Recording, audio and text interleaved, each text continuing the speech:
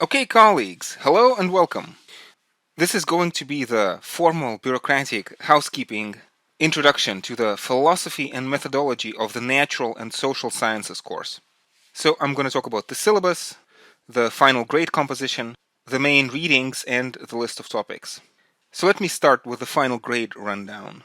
So 40% of your grade are the two examinations. 15% is the midterm examination in early November, and 25% is the final examination in December. The past papers and the approximate marking scheme are available in the course folder. I'm going to be using Microsoft Teams as our main method of communication. So 40% is the two exams, and then 20% is going to be seminar participation. So seminar participation, I stress, not mere attendance, which is participation in class discussion, having read and thought about the home assignment. Occasionally there may be short written works in class that we're going to do using Microsoft Forms probably. Okay, so 40% exam, 20% seminar. The remaining 40% is going to be 3 presentations and an essay. So the idea is that you make 3 short 10 to 15 minute presentations. So each of the 3 presentations weighs 10% to a total of 30%. Then you choose one of those presentations, and on the topic of that presentation you write an essay, which accounts for an additional 10%. And this gives us 100 in total. Now notice a very large chunk of your grade, 40%, is devoted to, broadly speaking, your own individual research projects on 3 separate topics. Now this is done for a reason. We are covering a lot of ground in this course, so philosophy and methodology of the natural and the social sciences. That's huge. And by giving you these 3 presentations, I want to give you a chance to pursue the topics that you find most interesting out of this whole wide array. So let's say if you want to focus more on the classical traditional philosophy of science, you can do that. Or if you want to explore some of the more fringe topics, like, I don't know, free will, neuroscience, black holes, multiverse, you can do that too. Likewise, approximately half of our topics are going to be devoted to the social sciences, so if you're interested in the fundamentals of the social theory, like, I don't know, Hegel's phenomenology of spirit, for example, that's also a possibility. So I'm giving you a chance to take the initiative. And I'm hoping that the outcome is going to be a more pleasant and a more useful experience for both you and me. Now, the next thing I want to talk about are the 3 main books we're going to be using in this course. So every home assignment is normally taken from a different source. So these books are not home assignment books, but these are, in some sense, the 3 beacons of our course.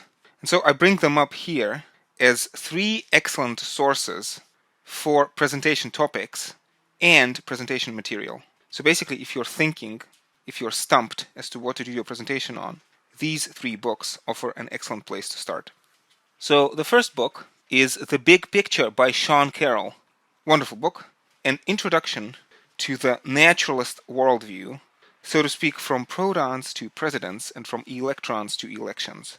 Deals with a whole array of questions, such as how do scientists know about the world, and what is our picture of the universe, and how does it hang together, especially how do you go from one level of description, let's say the fundamental level of fluctuations in the quantum fields, to a higher, more complex levels of description, such as biology, psychology, or social science.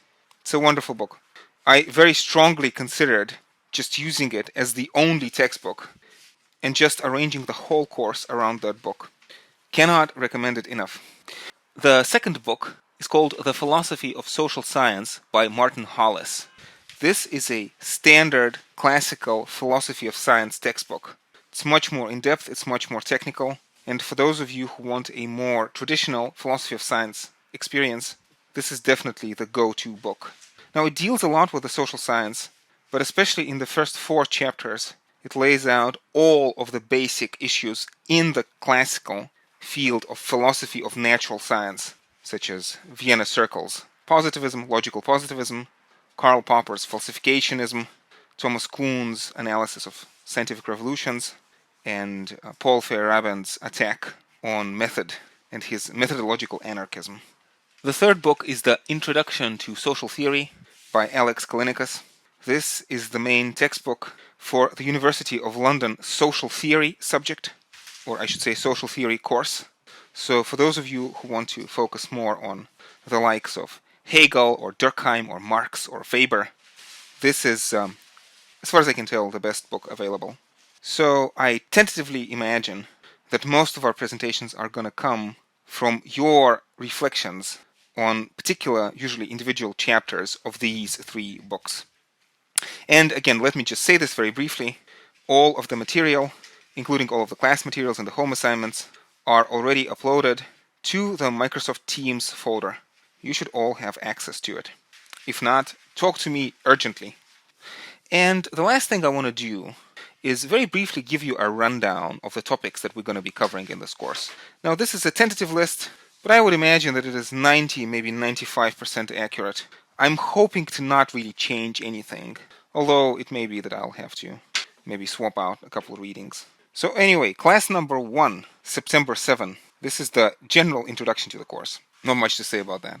Topic number 2 is going to be my best attempt to give you an overview of the naturalist worldview from the historical perspective, which is what I call diachronic, from, so to speak, logical perspective, or if you want, architectonic perspective, which is what I call synchronic, and finally to offer a basic phenomenological defense of the plausibility of the naturalist worldview, especially through the philosophy of Martin Heidegger.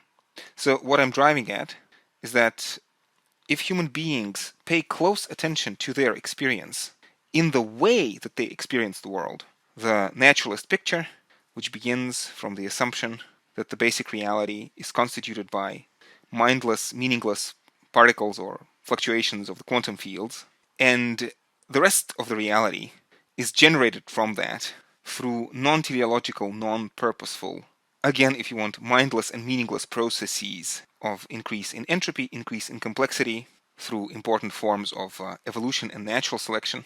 So I want to say that this picture, I think, is basically compatible with Martin Heidegger's phenomenology, which for my money is the best description of human experience. Although, as everything in this course, this is a controversial claim. Topic number 3, scientific revolution from Thales to Darwin. So here the main idea is going to be to show how in the intellectual history of the world, teleological, purposeful modes of explanation are getting gradually substituted, phased out, in favor of non-teleological or mechanistic explanations. And Charles Darwin's evolutionary theory plays a crucial role in that transition, in showing how science can account for the behavior of organisms in non-teleological terms. So again, lecture 2 and 3 are supposed to provide a basic description of the naturalist worldview. And then classes 4 and 5 deal with the methodological foundations of this picture. So we're going to be dealing with epistemology, meaning theory of knowledge.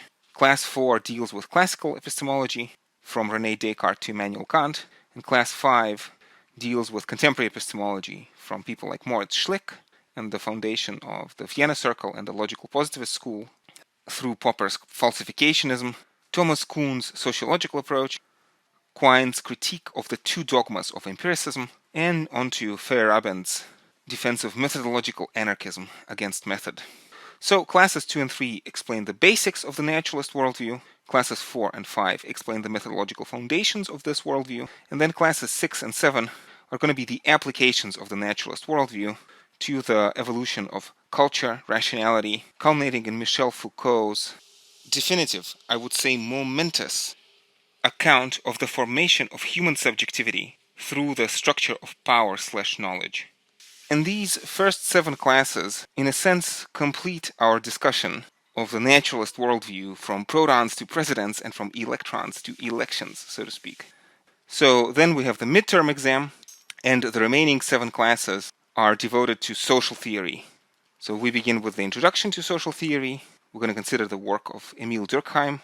Then we're going to go back one step and examine the project of enlightenment in its classical formulation by Thomas Hobbes, Jean-Jacques Rousseau, and Georg Wilhelm Friedrich Hegel.